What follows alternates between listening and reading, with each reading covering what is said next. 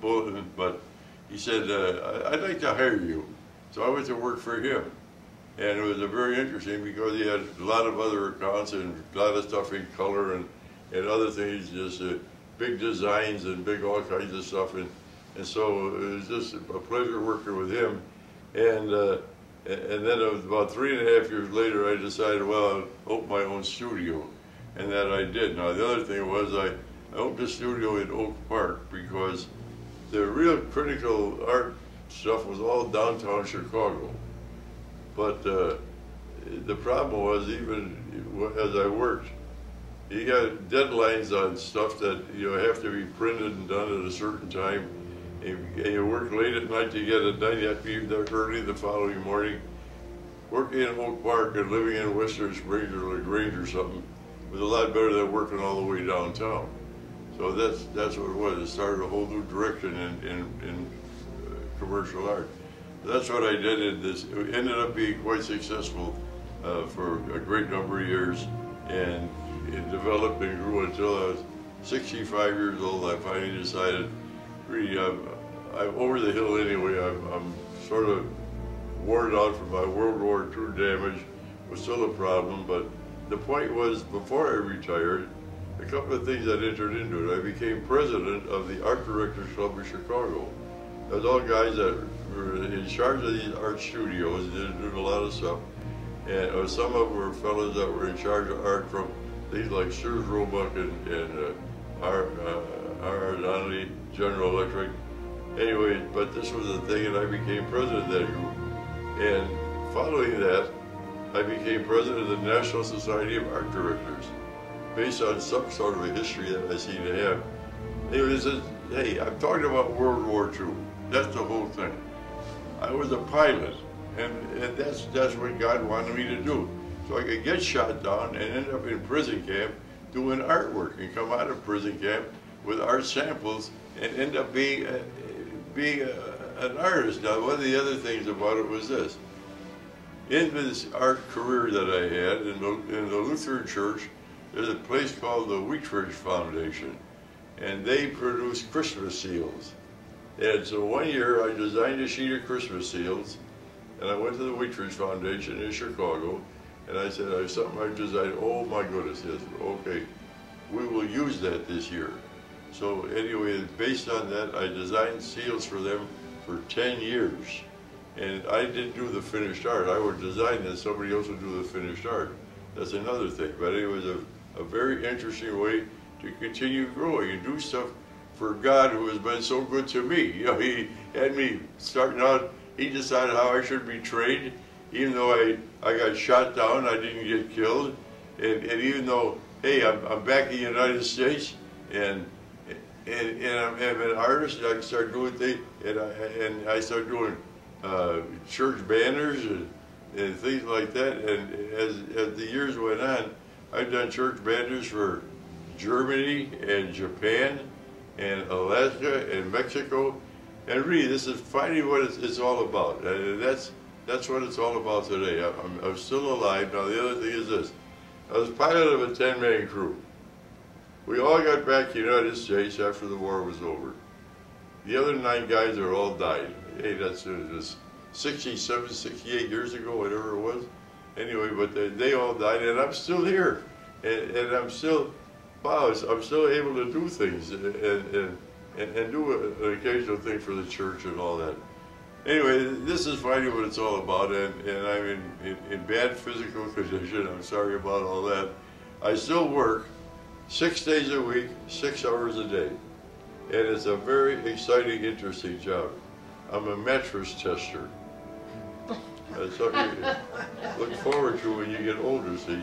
I'm going to test mattresses. Wow, anyway, that's something I'm still doing. Anyway, do you have any questions?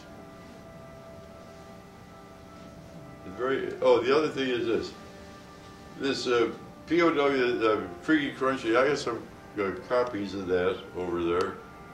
Anybody interested, it shows you what the ad is, and there's a sheet behind it that tells how the Creaky Crunchies were made. The other thing is this here, this is my POW record card. That was in the POW, in the prisoner of war offices in prison camp. When we were liberated, we went in, a couple of us went into the office, and of course the Germans were all going, they were all shaking out. And we went through this here, I found my card here, my German record of me as a POW. If there's something else you want to look at. If you have any questions, I'll be happy to answer them, but I don't know what you asked because I talk too much. Oh, and I designed this jacket also because I figured that became sort of important as an artist, and I had my wife put it all together for me, and that's when she came with me today. She said, "Norman, I'm going to come with you to make sure that you don't leave that jacket there." So, but she treats me so nice. I'm doing. Have any questions? My birthday is December 15th. That's a couple of weeks away, or a month away, or whatever. Anyway, I'll be 89 years old. And I don't know why I'm still here, but I'll tell you, I'm glad I lived this long, just so I could be here today and talk to some wonderful, educated people, and just fantastic. Thank you very much. Thank you. Thank you.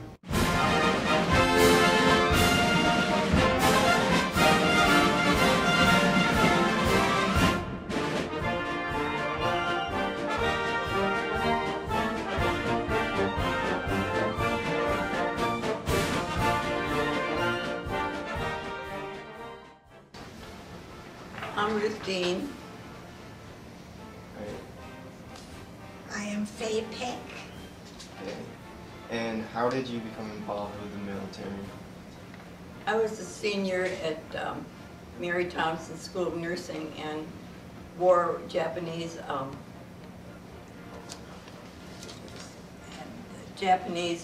attacked Pearl Harbor.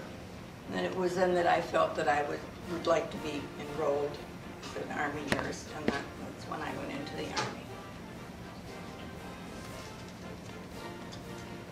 I was employed as a nurse. I'd been working for a couple of years, and I remember on a Sunday morning when Pearl Harbor was bombed very well. I was working in a little hospital in Iowa. I think perhaps about 6 months later is when I joined the Army Nurse Corps. And that was just over, it's where I was for 3 years. So you served for 3 years in the nursing? I was in for 2 years. And I went to the Philippines and I went to Japan. And we were going to set up in the Philippines a general hospital, but it was too late in the war.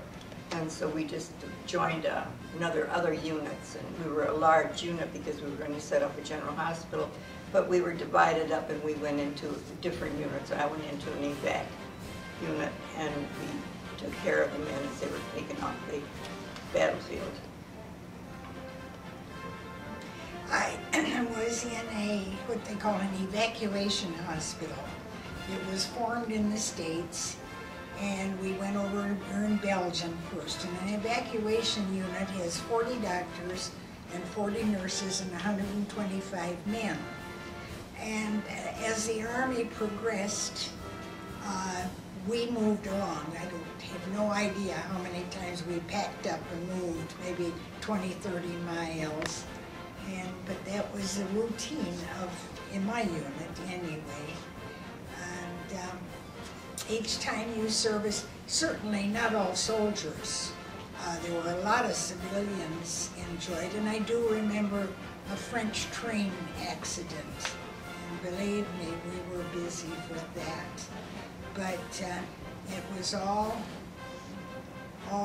good work, and I enjoyed it, and it was a great crew. You were in Europe. In Europe, right. Mm-hmm. I was the opposite direction. Yeah, you went into the Pacific, yeah. I was anxious to hear your story. We did our best in this evac unit because we were the first ones to make the men and the people that were wounded comfortable, and this was a great feeling of goodness that we did. It was very gratifying and comforting to know that we were able to do our best in keeping the men comfortable until they were transferred to another unit.